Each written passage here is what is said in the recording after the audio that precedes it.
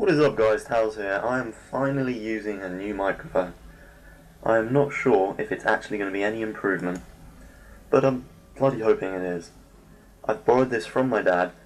It was at one point in time it was a £50 microphone, and from any testing I've done in the last hour or so, it seems to be a lot better. It seems that there isn't any background noise at all.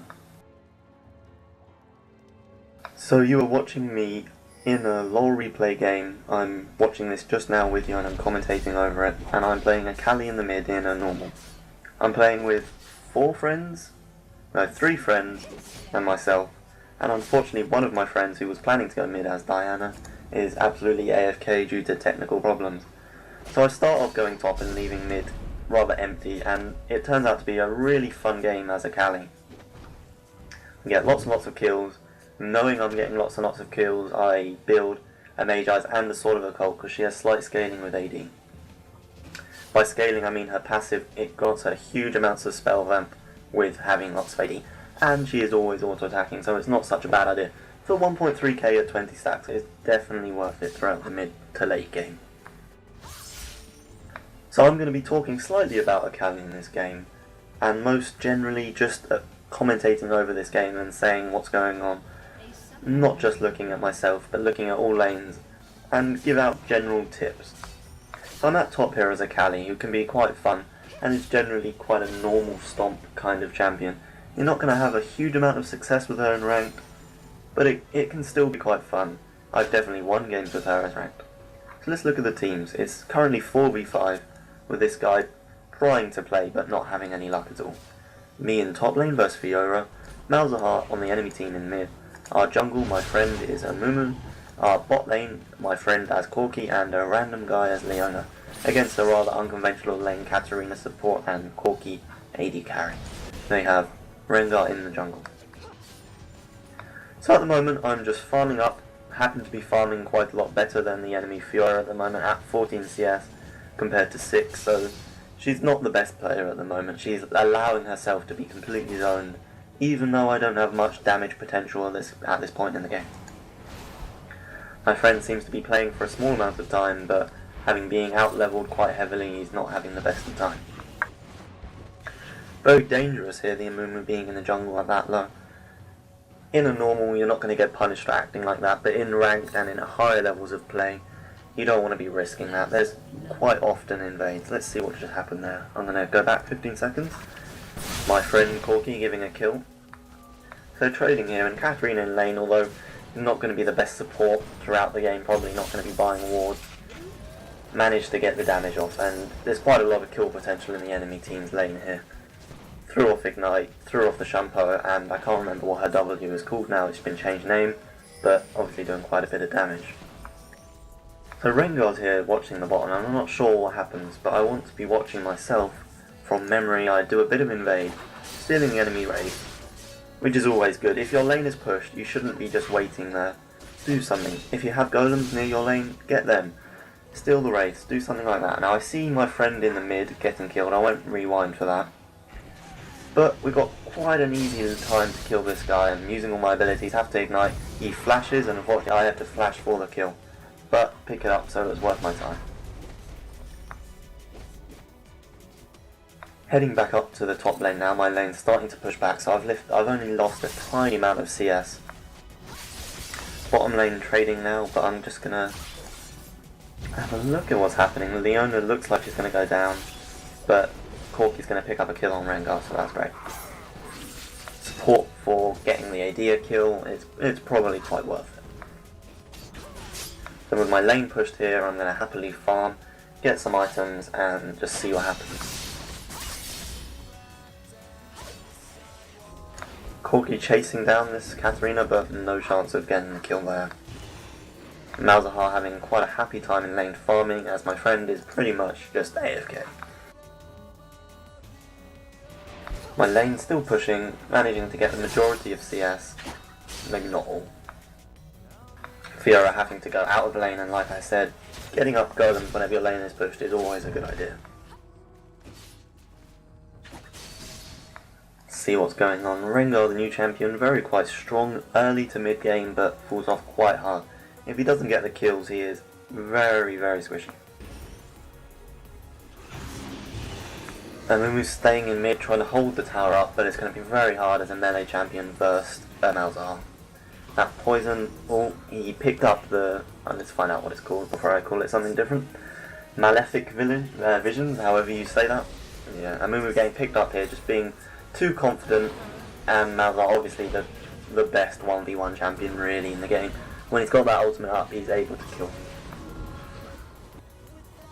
I'm coming in, I've picked up my Hextech Revolver and hopefully going to have some damage output from this. Not sure what's going to come of this. Rengar coming up behind me, so I might not be too safe. Throwing off some damage, but maybe not quite enough. So yeah, in this game I end up getting quite a lot of kills. Okay, so I'm going to try and bait into the bush and hopefully Malzahar will get close enough. Okay, I'm not going to commentate over this. Oh, getting silence, not the best thing is happening here. What is going to happen? Okay, I'm going to get away from Rengar using my ultimate, and then bait him through the bush, and then back out. Because we're not playing against the players with the best kind of reaction time, I'm able to basically get quite a lot of distance out of him just by changing direction, and pick up another kill. So I'm now 3-0 and really quite getting strong. How much gold do I have right now?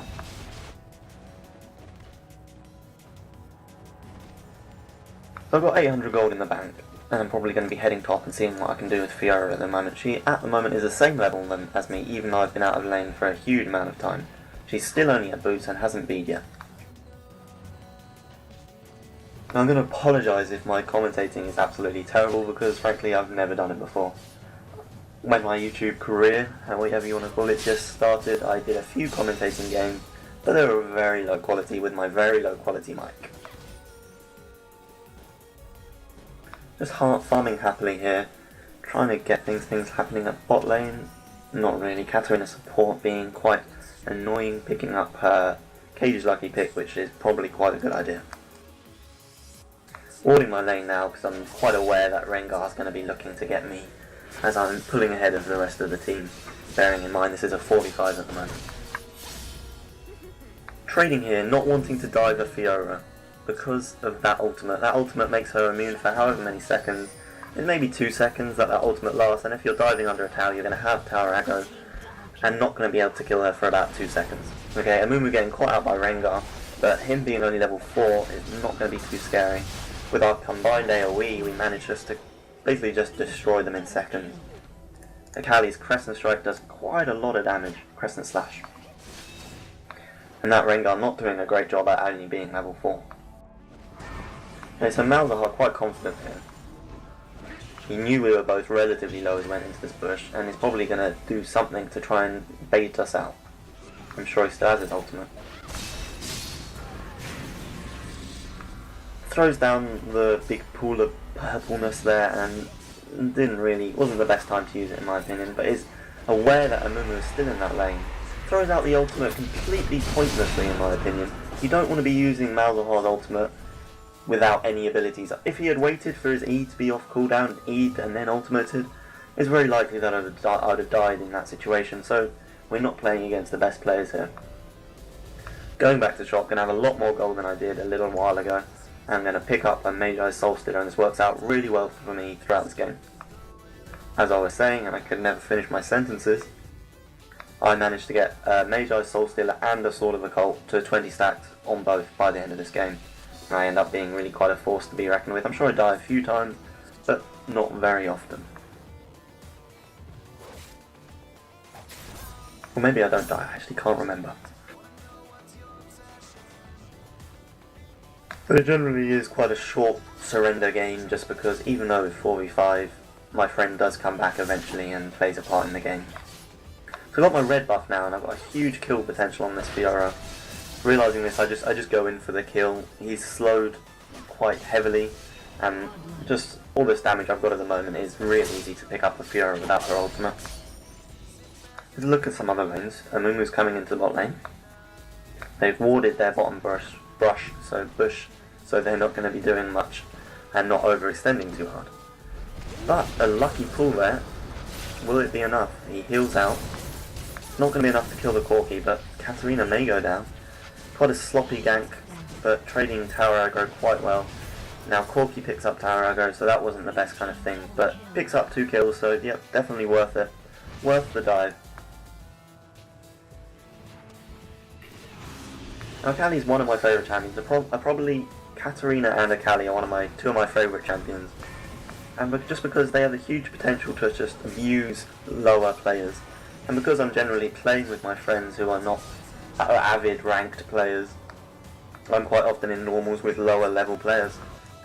And it's very easy to get many kills and have quite a lot of fun playing with these kind of champions. They're called pub stompers, I think. So at the moment I have however many stacks. Only 2 stacks at the moment, although I thought I had more. Fiora doing a bit of invade here, going to our golems, but we just don't have any ward vision to know where she went. I think at the time I assumed she had beat, but I might actually catch up to her here. Or not.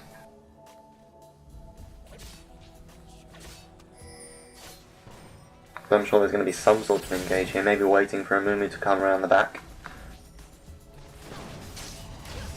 Leona engaging onto Corki, the best target to be engaging to, and I'm going to be able to keep up to him now that his Valkyrie's been blown, and pick up that kill.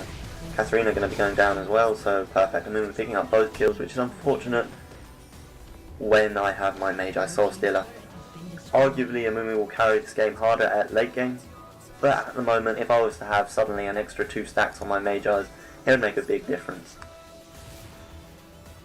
Malzahar at the moment, it's not going to be a clever thing to dive him at that point, 1v1, as like I said, he has this ultimate that will disable me for I think it's 2 or 3 seconds. It's a large amount of time. Actually 2.5 seconds, yeah, so that would be enough time for the tower to absolutely kill me. A few tower hits and I'd be gone. Consistently farming, consistently roaming, managing to stay up there at the top CS of the game. Still not a very good CS, but I am roaming pretty much the whole game. Oh, it seems that my friend here, as Diana's come back in. Oh, with diving, not a very good dive. Dives Malzahar, they managed to get his stun off, and it wouldn't be worth me getting in there just yet. I'm sure we'll engage again.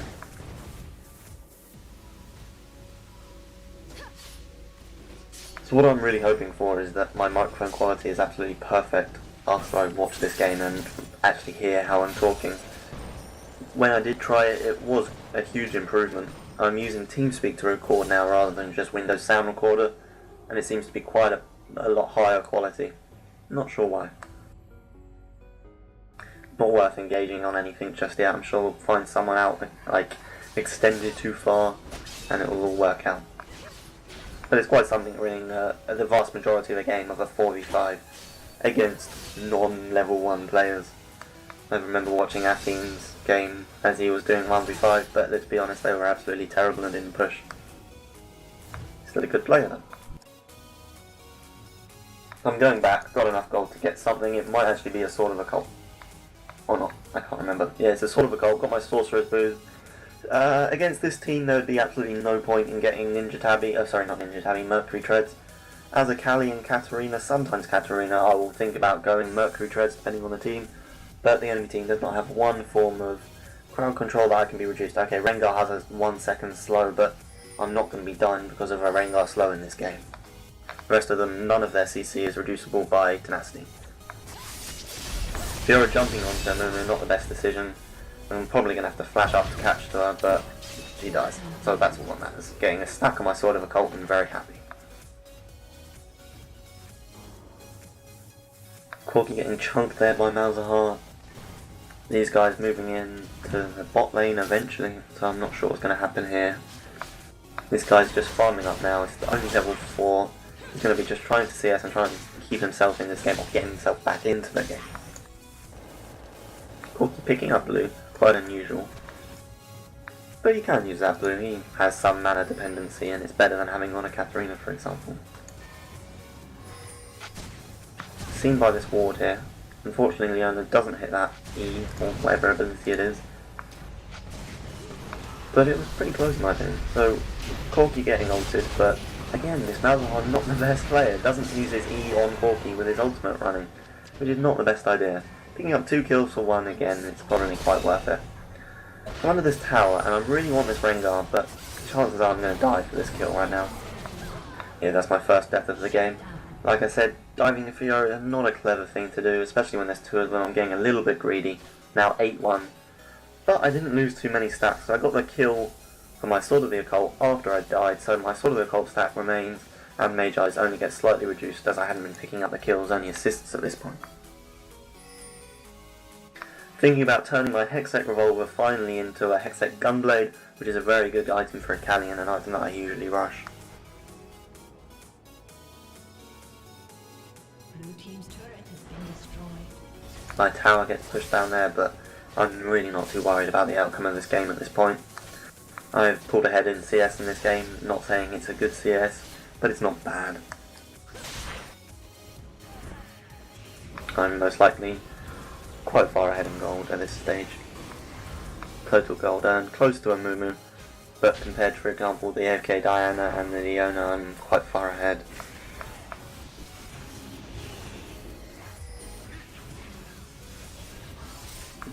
Diana being a bit too greedy for CS at that point. Low level, of course he's going to die. We have no ward cover, we don't really have a real support at this point.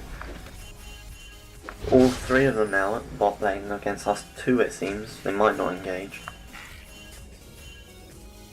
Leona coming around, we're probably going to get an engage off. Misses his E, that was very poor play, and Rengar flashes out. But Leona flashes over, uses her slow, and then a very late ult by Leona, but we might be able to pick her up here.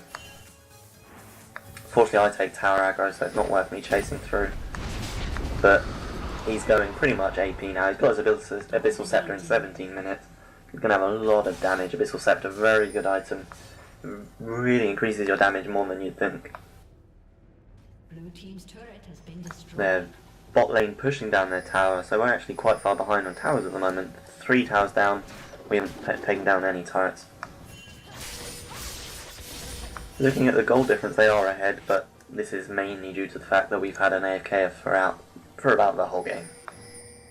Corki quite extended here. He might go down. I'm probably going to be able to chase down with all my different ultimates.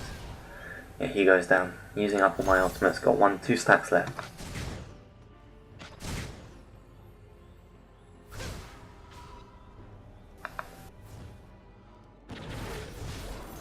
At the moment we're all just farming each other's jungles, really. We've managed to scare them enough not to enter our jungle, and we might be able to pick up quite a fast dragon.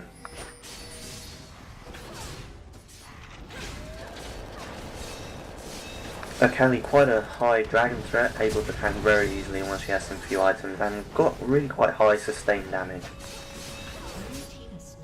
So we managed to pick that dragon up relatively quickly, just the 2 of us.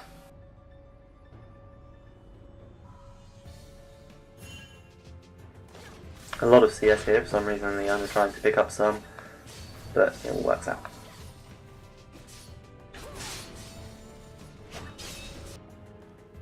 It reached kind of like a slow point in this game where we're all just trying to farm. We both believe, each team believes that they have a high chance of winning, and they're just trying to keep themselves in the game.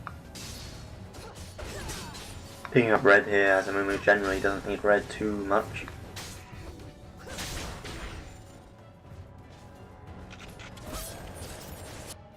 Let's compare our AD carry slightly. Our Corki is 544 with only 70 CS, but their AD carry with 165 with 80 CS. I wonder who's ahead in gold right now. So our AD carry is very slightly ahead in gold. Their AD carry has fed quite a lot, to be honest, with 1-6. That is not the best score you want to be having. I pick up blue mainly because I'm greedy, and it does help slightly, especially with the ultimate stacks.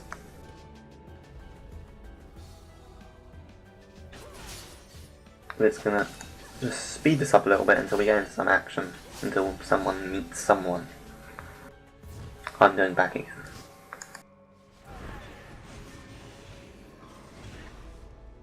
Okay, there's gonna be some action. The movement running away from Fiora stole blue, all very good play, I'm sure. They just have no wards at the moment. They have a very silly Katarina with a Deathfire Grasp. It's not the best thing, getting rid of your only GP10 within 10 minutes. So she's not going to be able to afford any wards.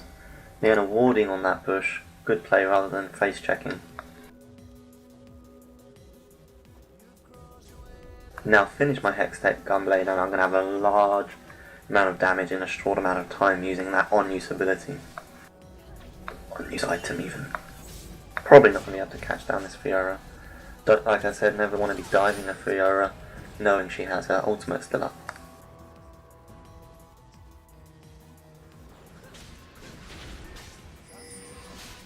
Moon, we're coming in here on 2, but we're all closing in. I doubt this Corki is going to be able to get away from this. Now he's used his Valkyrie. Picking up the kill. How many stacks do I have now? 10 stacks on my Mejai and 7 on my SotO of Occult. That's looking really quite powerful and almost worth it now. At the mid game, you want about 10 stacks on each to be worth the money, and late game you want about 14 stacks for it to be cost efficient. Very late game, you can generally swap them out unless you're 100% sure you can maintain 20 stacks on both.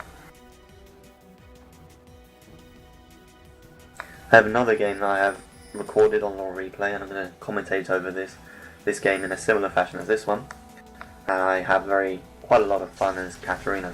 Okay, engage happening on Fiora, the ultimates, which is a really good idea, but Mejai again ulting on Leona, which is just not a good idea. They have the best chance of winning this game if they can shut me down straight away.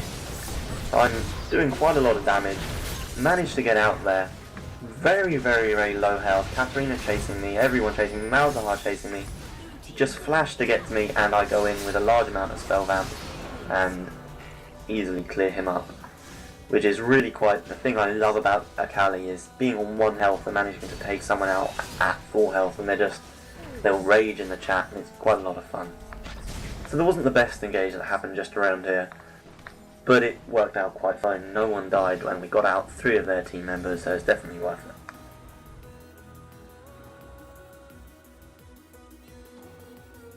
Looking to continue farming, pick up all the creep waves that are being pushed through to our lanes.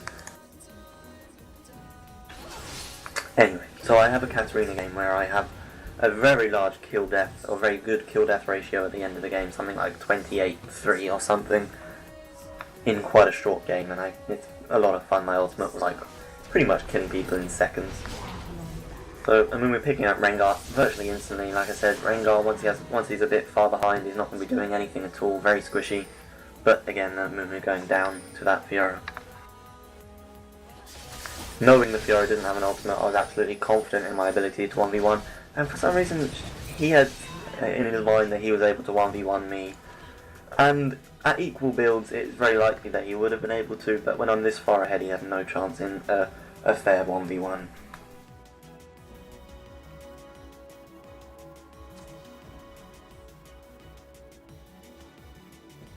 So again, a little bit of a slow point in this game. Everyone's getting their CS, going to be getting their next item. Just clearing out all the camps and the lanes. Purple team's turret has been destroyed. Diana probably going to go down here, face checking the bush, but managed to catch up in levels pretty much to the rest of the team, which is pretty good. Tried to do some clever things with his ultimate trying to get out, but just not enough, really, not good enough. So taking out our first 2 turrets of the game, so we're starting to catch up on turrets. Me waiting here trying to catch someone out, but not going to have much luck.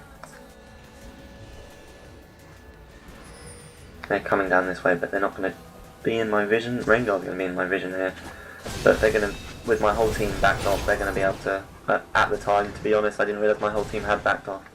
But Akali's W is really quite nice. None of them have oracles for some reason, and I'm just able to get out whenever I want to.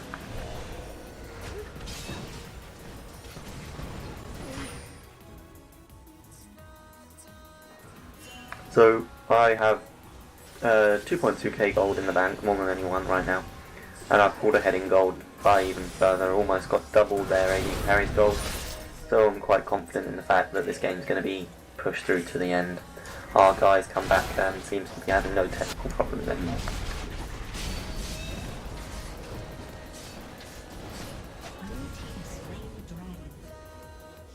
Changes to Abyssal Scepter recently, but those of you that don't know, the range of the item has been very greatly reduced. I'm not sure if I can see it now, I can't see the range now.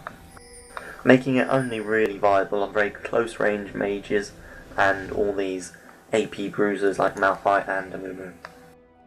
But for some reason you still see it. I saw it quite a few times in the tournament on Gragas and TF and that kind of thing. And I can't quite see the reasoning. Yes, Gragas body slam, but 80% of his damage is coming from his barrels. I can't quite see the reasoning to have that. It's much more cost efficient just to keep a Megatron cape in your inventory until you can upgrade it, maybe at late game. But rushing it, no, I can't see the logic.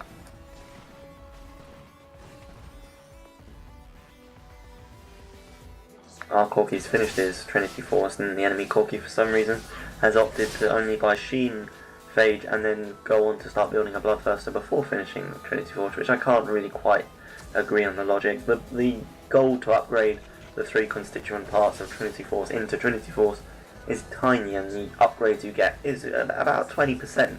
You get about a 20% increase in the stats on all 3 items for only 300 gold, and I think that's definitely worth it. Trinity Force on AD carry is very much a mid to late game item, falling off at very, very late game. It's not going to be worth it at the very, very end game. Only adding something like 100 damage to your attacks between abilities, it's probably not worth it. I don't know, I can't completely agree with getting it, but then again I don't play AD carry as my main role at all. I'm mid and top player generally. They're all very grouped up here, and if we can get an Amumu or a Leona ult onto them, then they're just dead.